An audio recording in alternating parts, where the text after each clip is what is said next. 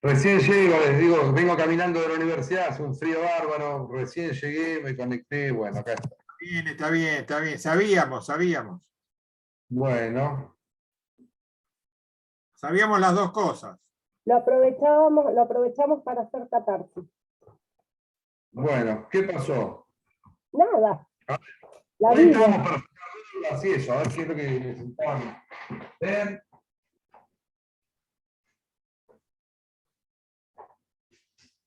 Espérenme que traigo un café, a ver si entra un poco calor.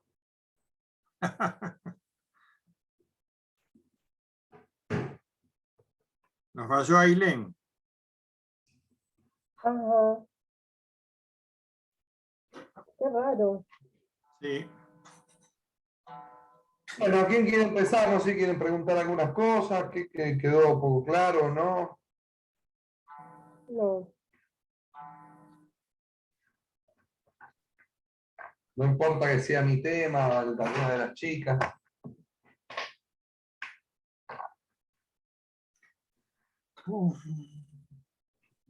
Em, Yo pensé que ya tenían todo preparado para preguntar. no, es que no tengo, yo por lo menos, no sé si, no tengo ninguna pregunta así en específico. Alberto, que siempre tiene.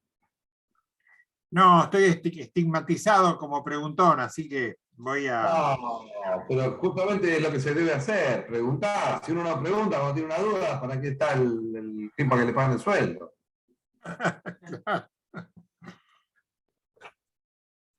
No, dudas en general no sé, algún evento puntual, pero. se me- A ver, una duda, pero es técnica, referida a los puntos que vimos. En el módulo 8, ámbito normativo, los derechos humanos reconocidos, la continuación, yo tengo anotado en mi programa como que los últimos 3 puntos no entraban. ¿Eso es Sí, correcto? Ah, sí. perfecto. Derecho a Bien. la paz, derecho al desarrollo, derecho a la libre determinación, siempre dije yo, me parecen más cuestiones de derecho internacional público, Perfecto. donde lo que importa es la cooperación internacional y el Bien. encontronazo de la Guerra Fría, digamos, donde para el bloque soviético el derecho a la paz parecía algo importante, mucho más que el derecho a la libre determinación de los pueblos, y que en cambio para los descolonizadores el derecho a la libre determinación de los pueblos parecía importar más que cualquier otra cosa, y para el bloque occidental el derecho al desarrollo parecía ser una precondición para el goce de los derechos.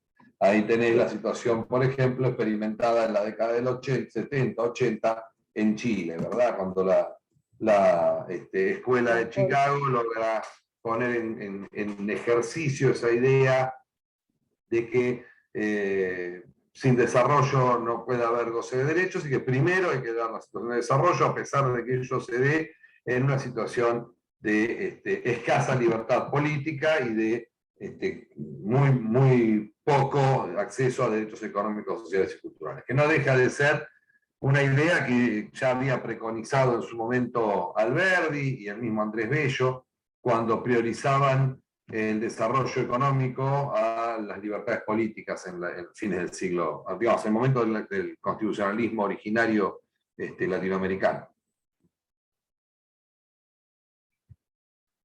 Sí, esas tres estaban indicadas como que no iban desde el primer día. No, yo no trabajo sobre eso. Bien. Lo que vimos poco fue derechos humanos de la mujer, y es bastante, acá tiene como un desarrollo importante. Ahí yo ¿Tiene un quería desarrollo saber, importante?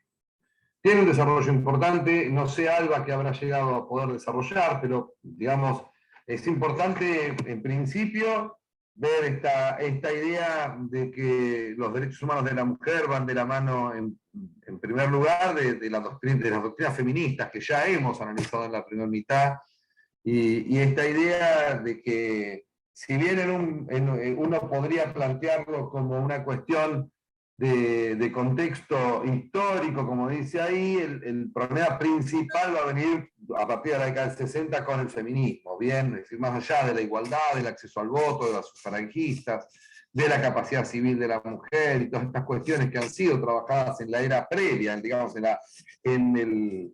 la etapa previa al desarrollo internacional e interamericano del concepto de derechos humanos, me parece que esto toma fuerza a partir justamente de las doctrinas feministas que se plasman en estos principios de Yogyakarta, que no es, acá está mal escrito, no, Yogyakarta, sí está bien. Que en definitiva dan origen a estas convenciones específicas de protección, de lo que uno podría considerar, por eso esta unidad es un poco así, considerar minorías, ¿no? Pero minorías a partir no de un concepto cuantitativo, sino cualitativo.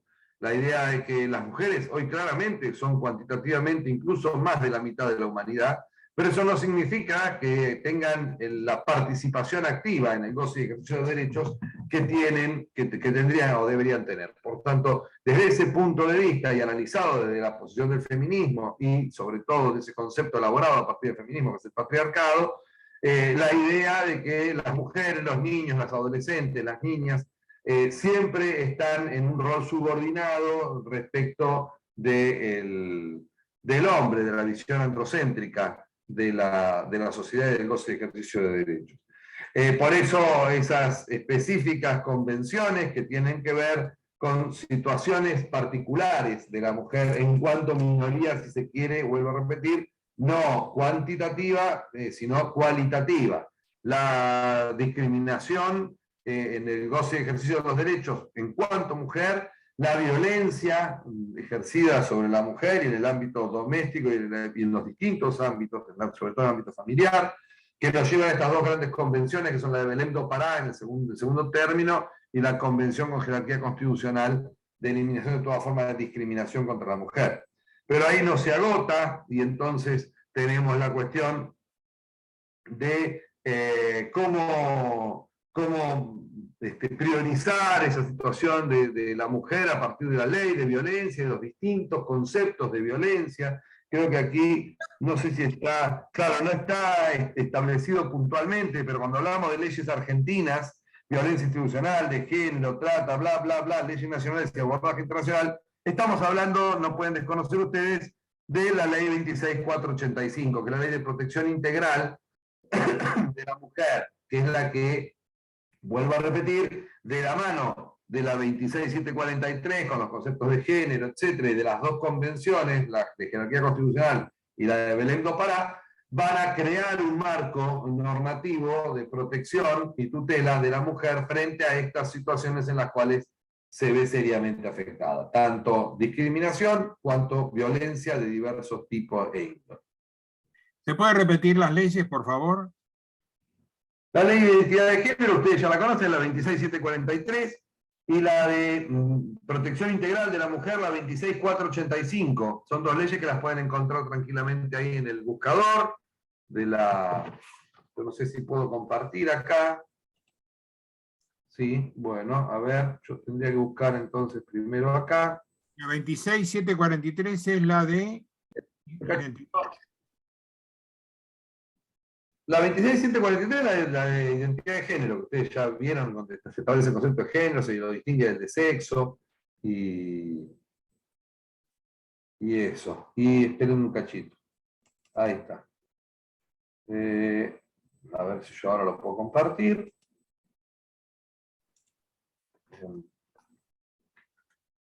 A ver. Cierro acá y ahora voy a compartir. Acá está. A ver, yo acá les había dejado algunos.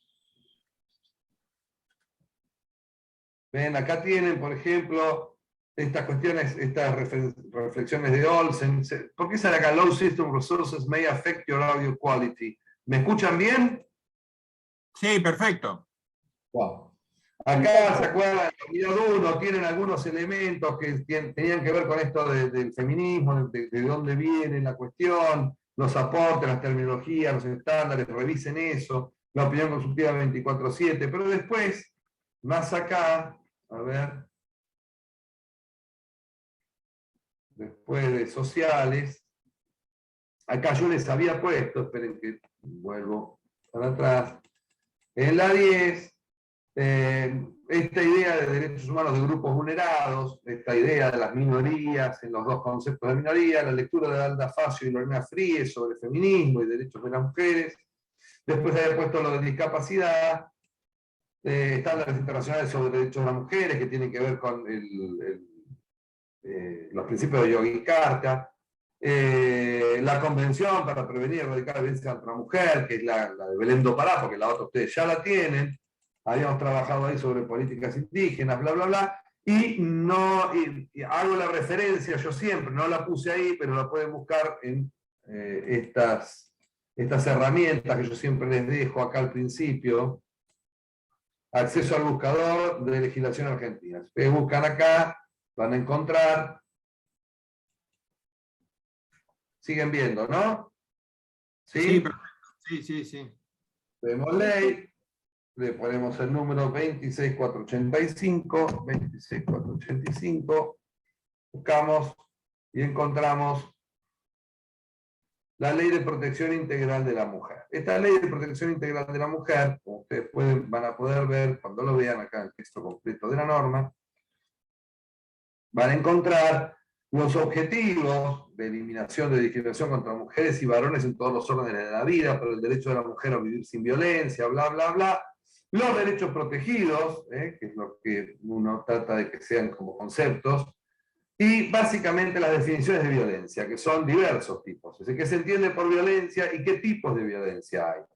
Física, psicológica, sexual, económica y patrimonial, y simbólica. Además de estas puede haber algunas otras que también ven, acá tienen modalidades de esa violencia. Entre esas modalidades va a estar la doméstica, la institucional, la laboral, la de la libertad reproductiva, la obstétrica y la mediática. Esto es lo que básicamente nos interesa a nosotros que ustedes más o menos manejen. No las políticas públicas, que si bien es una cuestión informativa, va diseñando diversos órganos y preceptos rectores de la actividad del Estado para tratar de lograr esos objetivos de liberar a la mujer de las situaciones de violencia. Bien, pero esta es una ley importante que deben entender.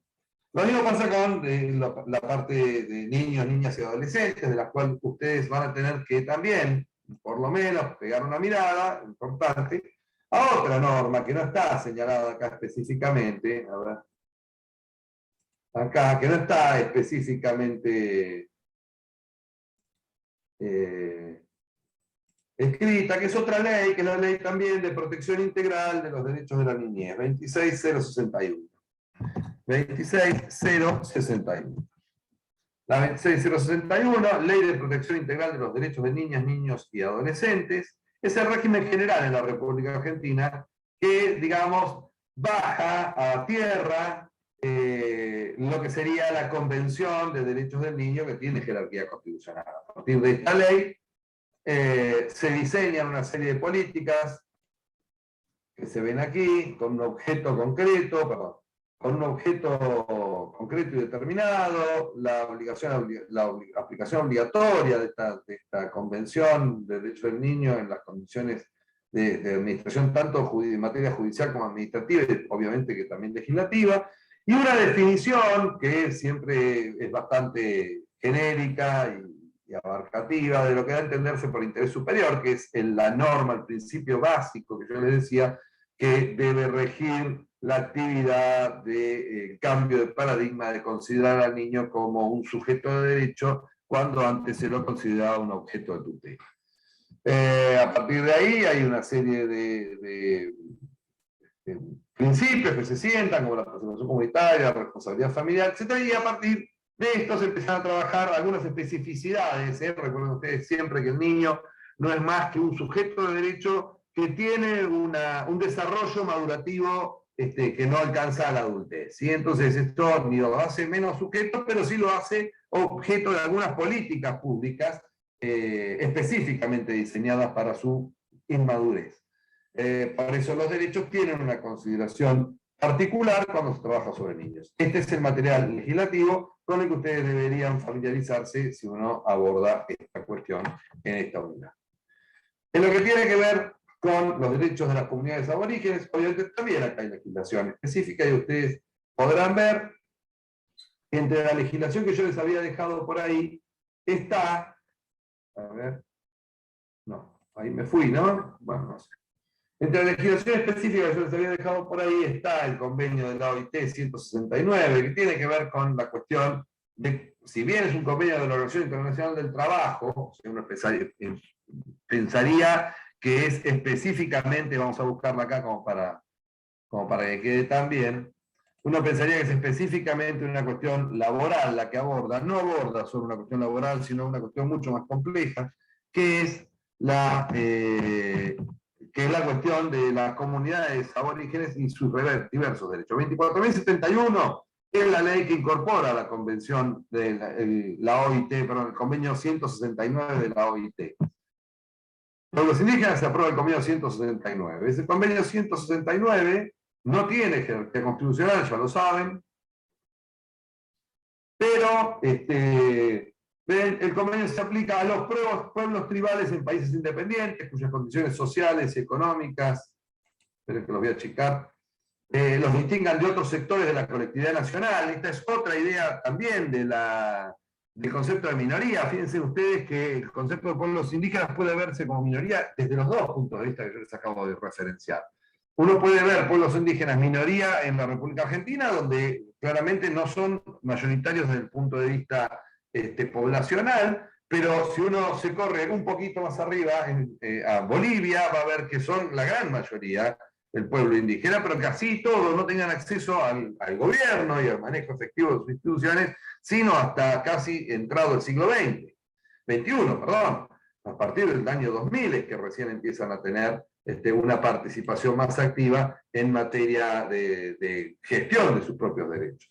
Con la llegada de Evo Morales, en concreto, al gobierno, hasta ese momento los gobiernos siempre eran elegidos por la élite, la minoría blanca de Santa Cruz de la Sierra.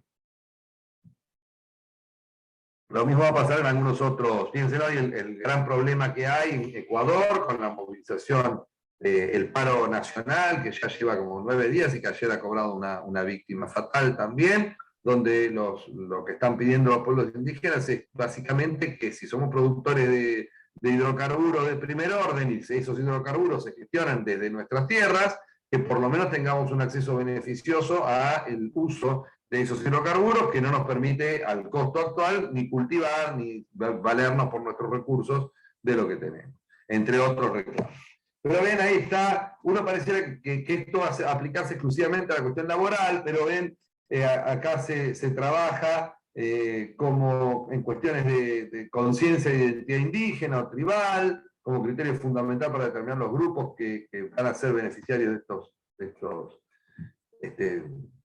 derechos que van a surgir en este tratado, así como también la idea de pueblo que debe interpretarse, y en esto siempre teniendo cuidado, y por eso yo no soy muy amigo de eso, de la autodeterminación de los pueblos, pero es un término que se utiliza tanto en el 25-17 como acá, con ese cuidado, ¿no? La utilización del término pueblo de este convenio no deberá interpretarse en el sentido que tenga implicación alguna en lo que atañe a los derechos de que pueda conferirse a dicho término en el derecho internacional. ¿Por qué? Porque la idea es el miedo a que el reconocimiento de derechos a los pueblos indígenas socave la soberanía y la integridad territorial de los estados. Bien, ese es el gran temor. Entonces, el concepto de pueblo acá no va a tener el punto de vista, se va a distanciar de ese mismo concepto que se aplica, por ejemplo, en el Pacto Internacional de Derechos Civiles y Políticos, cuando se garantiza el derecho a la autodeterminación de los pueblos, ¿no? Esta idea de que el pueblo indígena es un pueblo a autodeterminarse, los estados le ponen un freno para evitar que de allí se tomen para socavar la integridad territorial y la soberanía nacional de los estados integrantes de la comunidad internacional. Este es un convenio que ustedes deberían conocer mínimamente, no es una cosa, pero por lo menos sí tener una lectura que permita entender a qué apunta el convenio y a qué derechos emanan de él. Y en lo que tiene que ver con la legislación específica nacional, nosotros tenemos una legislación individual para esta materia, que es una legislación bastante avanzada para el tiempo que se dictó, que es la ley 23.362. La ley 23, se me fue, 23.362, si no me recuerdo. No, Esta era, a ver si tengo por acá, 302, no pensé. No, 300. Voy para atrás. 302. Esta es la ley, justamente, esperen que los corran un poquito más. Ahí está.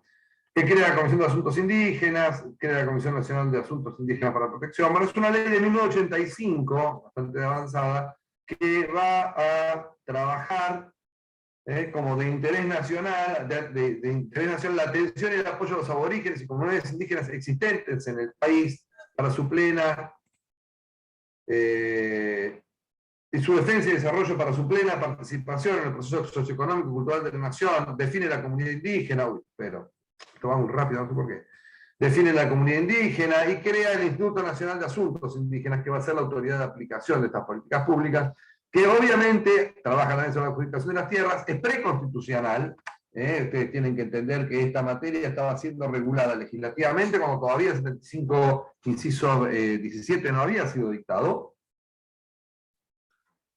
y que obviamente generó bastantes problemas de desarrollo y de aplicación. Es el día de hoy que todavía no están dados los censos que manda hacer la ley para poder efectivamente aplicar la política de dación en propiedad comunitaria de los terrenos que tradicionalmente ocupan las comunidades. En algunas provincias está más avanzado, está más avanzado. Lo que sí es cierto que la Corte Suprema de Justicia de la Nación ha definido que la cuestión de los pueblos indígenas y la regulación de la cuestión indígena no es una cuestión de competencia federal, sino de competencia concurrente. Esto es que tanto la nación como las provincias deben regular en esta materia, ¿sí?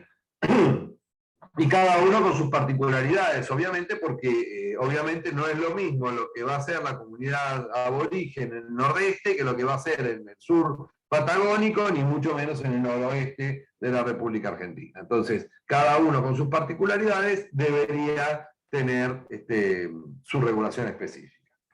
¿Hasta acá estamos? Después vienen las personas con capacidades diferentes. Las personas con capacidades diferentes, que también no son una minoría desde el punto de vista legislativo, desde el punto de vista, perdón, o pueden o no serlo, no importa, pero no apunta a una cuestión específicamente de minoría desde el punto de vista cuantitativo, sino más bien cualitativo, es decir, al tener capacidades diferentes necesitan de una acción más positiva del Estado para lograr una mejor integración en el campo del goce y ejercicio de los derechos. En este punto, nosotros vamos a tener una ley que hoy se está reelaborando, pero que todavía está vigente. Digamos, la ley vigente actual es una ley que proviene de la última dictadura, que es la 22431.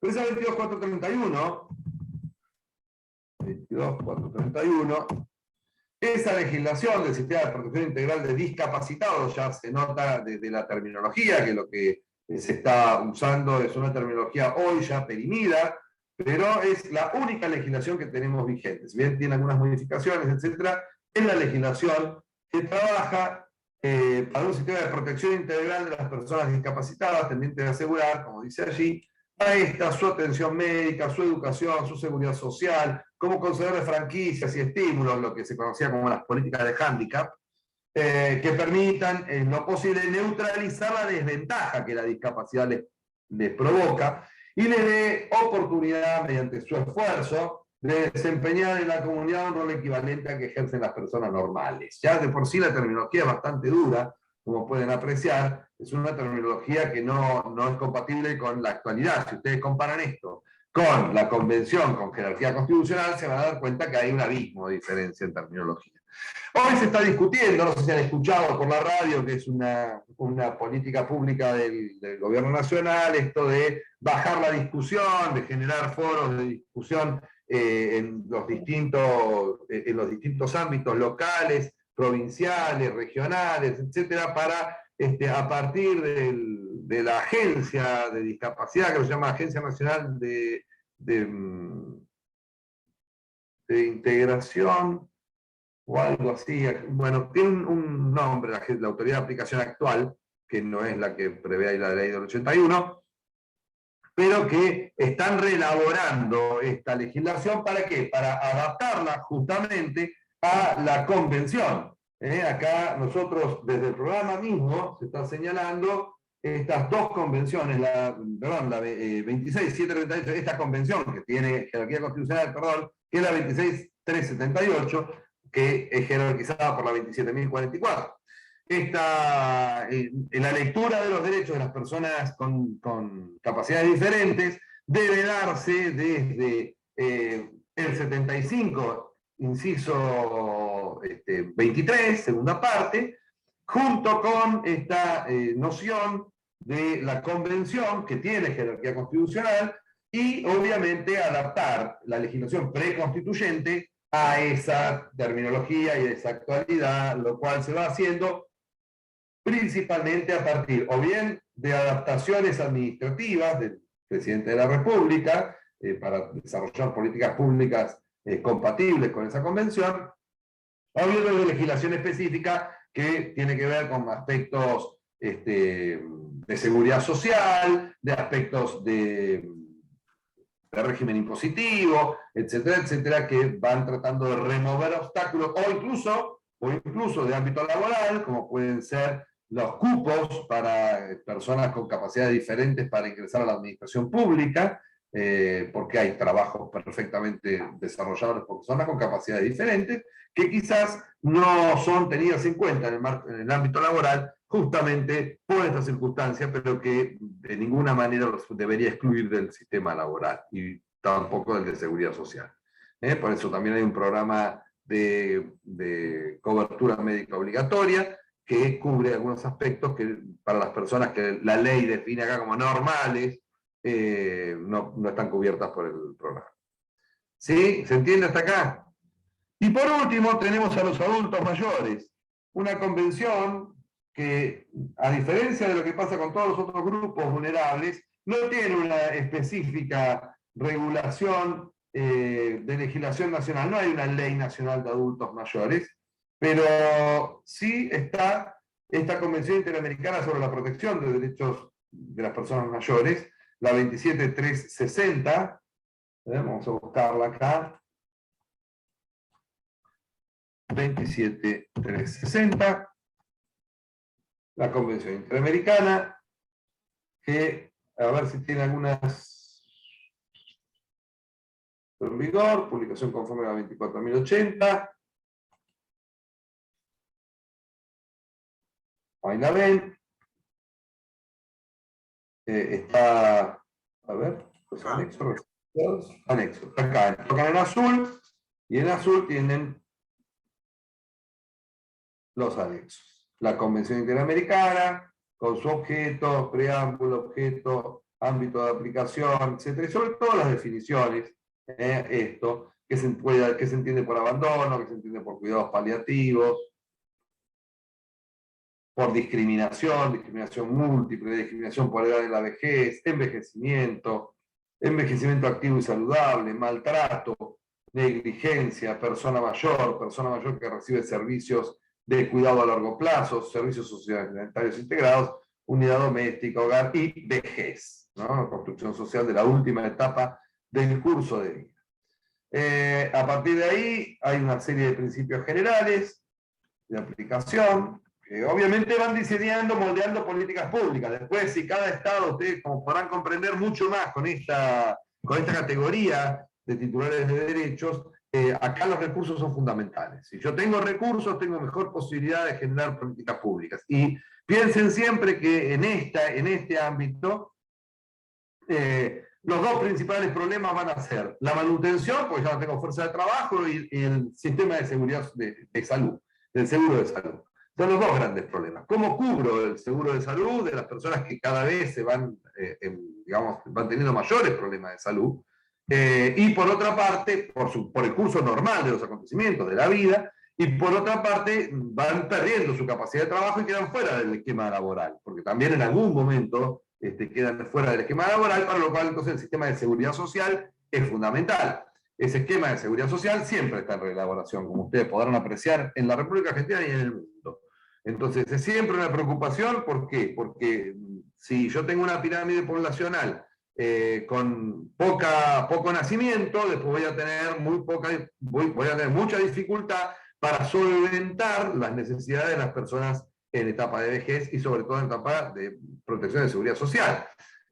Cuestiones que se discuten también en este ámbito, si es razonable o no es razonable que las personas que no han podido mantener, a ver, en sistemas socioeconómicos como el nuestro, con un amplio margen de economía en negro, de economía que no se puede decir tampoco en negro, ¿no? Economía informal, como se dice ahora, pretender que esas personas lleguen a la misma etapa que las personas que forman parte del sistema laboral tradicional o del esquema laboral tradicional y no tengan ningún tipo de protección social, parece un poco descabellado y, digamos, y que verdaderamente el Estado estaría abandonando esto. Ahora, la realidad es que también hay que pensar cómo y con qué recursos y de qué manera, porque realmente si el Estado no tiene los recursos para satisfacer esas pensiones graciables, esas jubilaciones graciables, jubilaciones que no han o no derivan de la aplicación del régimen por el cual los trabajadores formales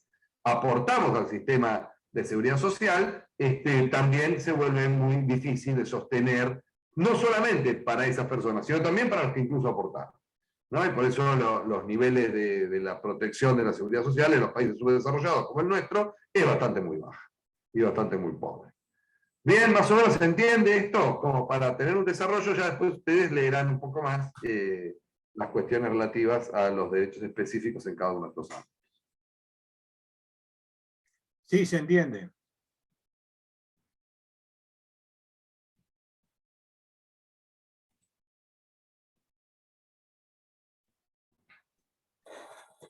Ahí les Profe. quiero compartir. Sí, Sí, ¿puedo hacer una pregunta? sí.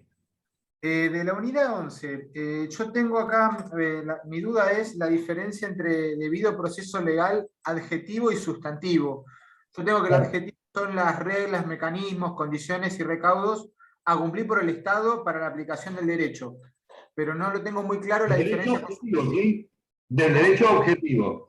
Y el debido proceso legal sustantivo, esta diferencia que se hacía y viene del derecho norteamericano fundamentalmente, el due process of law, es la idea de los recaudos y condicionamientos que tiene el Estado para crear derecho sin afectar, digamos, en el contexto constitucional. Esto es, el principio de intimidad o del plan de vida, digamos, lo que es el principio de reserva, que no puede afectar con esa legislación que quiera crear, no puede afectar acciones privadas que de ningún modo ofendan el orden y la moral pública, que si quiere afectar las que sí pueden afectar el orden y la moral pública, lo tiene que hacer a través de la ley formal material, y que a su vez esa ley formal material no puede regular en tal medida el derecho que importe vaciarlo de contenido, el principio de razonabilidad.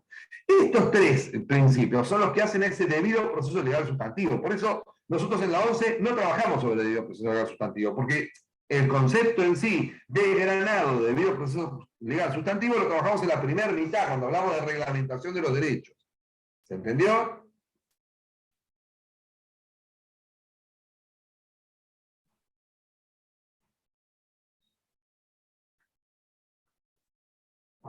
En esta unidad tengo una pregunta también.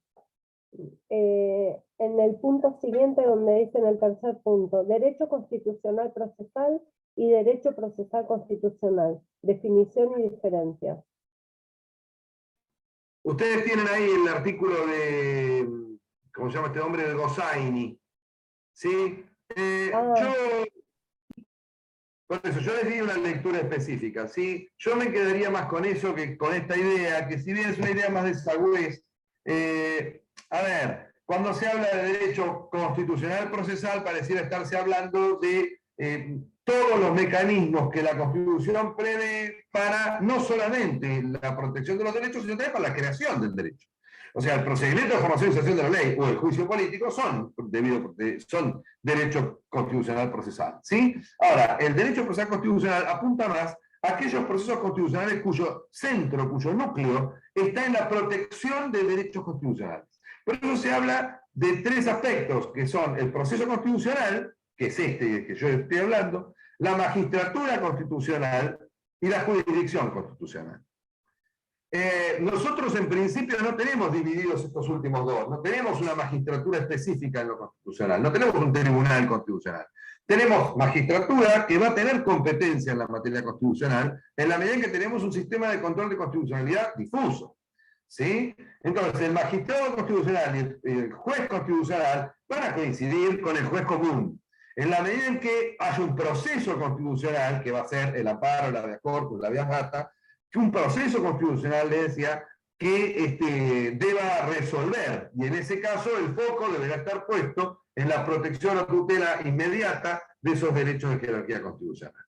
¿Se entiende esto? Pero yo volvería más sobre el concepto que trabaja Gossaini, que me parece un concepto más razonable que esta distinción, que queremos llamarla con nombre.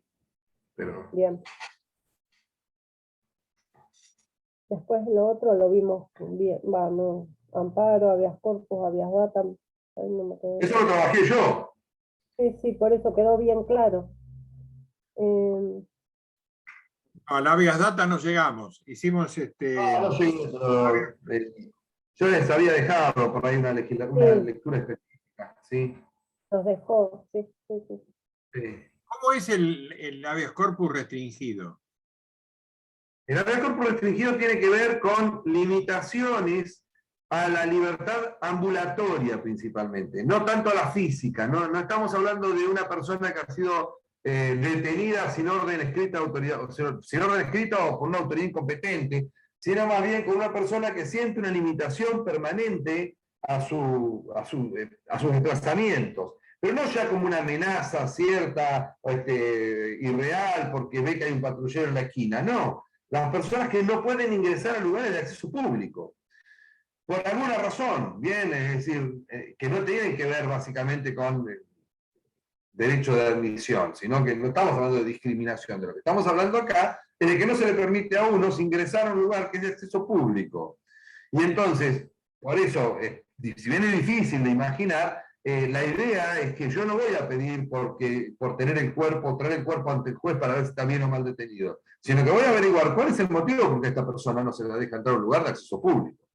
Si puede haber alguna razón, puede haber alguna razón. Por ejemplo, si yo no puedo entrar al casino porque lo que tengo es un proceso disciplinario y me han encontrado llevándome una ficha de la mesa y me han aplicado una sanción disciplinaria y por eso esa sanción disciplinaria amerita la expulsión, bueno, estará justificado. Si no está ese debido proceso legal adjetivo en materia administrativa y no hay proceso y no hay sanción, entonces estará injustificado porque no les gusta que yo gano mucho en el casino. ¿Me explico? Tengo una martingala específica que me permite ganar mucho dinero en el casino. Bueno, miren, si yo no hago trampa, en principio usted debería dejarme entrar. ¿Sí? ¿Se entiende esto? O al hospital, o a la universidad, o a cualquier lugar de acceso público, en definitiva, que no esté, o que yo por lo menos no pueda discutir, o no sea el problema principal del derecho de admisión en un ámbito privado. Un ámbito privado puede ser un ámbito privado también, pero que sea de acceso público, ¿no? Una clínica, por ejemplo. Una clínica pasaría lo mismo. Yo quiero entrar a la guardia y no me dejan entrar. Me preguntan si tengo obra social y no me dejan entrar directamente. Bueno. Profe, por ejemplo, el caso de la chica que no le dejaron entrar a un boliche. Eso no es para mí no es para eso, sino que si el tema es que no te dejan entrar a un boliche por una cuestión de discriminación, alegando supuesto derecho de admisión, lo que vos tendrías para plantear es una acción de discriminación de la 23.592, que es otro proceso. Es decir, cuando vos, ese derecho de admisión que yo tengo para admitir o no admitir a una persona a mi establecimiento, lo aplico arbitrariamente, lo que estoy haciendo es un acto de discriminación. Yo creo que ahí lo que procede es una denuncia de ese tipo. 23.500. 92. El caso de la no admisión o no ingreso a los estadios está dado por un organismo. Claro, bueno, en el estadio pasa lo mismo. Yo tengo la entrada. Si tengo la entrada, pero estoy en el derecho de admisión. En principio estoy en el derecho de admisión porque hay un procedimiento administrativo contra mí. Bien, que digamos, tiene alguna entidad. Ahora, si yo no estoy en ningún proceso administrativo, no hay ninguna razón de ser y no hay ningún justificativo, yo plantearía, por ejemplo, un habeas corpus restringido.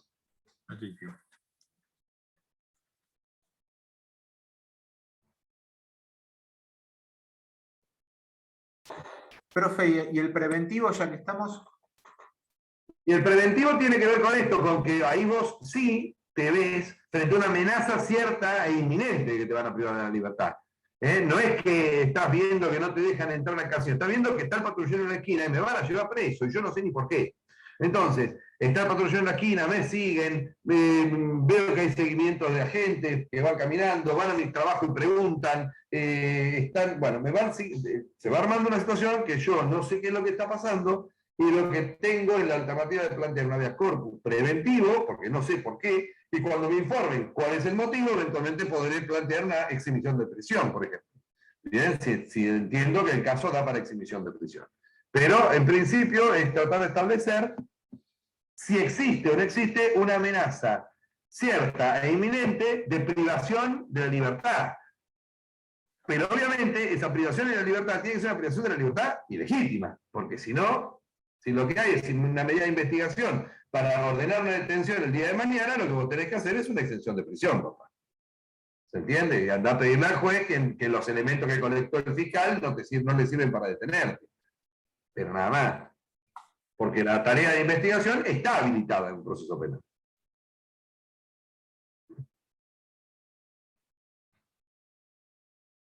Aparte yo no quiero dar zoom desde acá porque los vecinos me deben estar odiando. Yo grito ahora acá y ahora ya no vivo en mi casa. Ahora vivo en un buen ambiente así del orto y me deben estar pensando que, claro, te está gritando acá. Bueno, es la última clase, ya está, profe. Sí, espero que para el próximo empecemos ya hayan puesto calefacción. Sí. Bueno, cuando se reúne uno grita, así que no hay problema. No, pero acá me viene a tocar el timbre. Se reúnen, acá cuando reunís dos, ya te viene a tocar el timbre. No somos de gritar tanto tampoco esos dos que nos reunimos.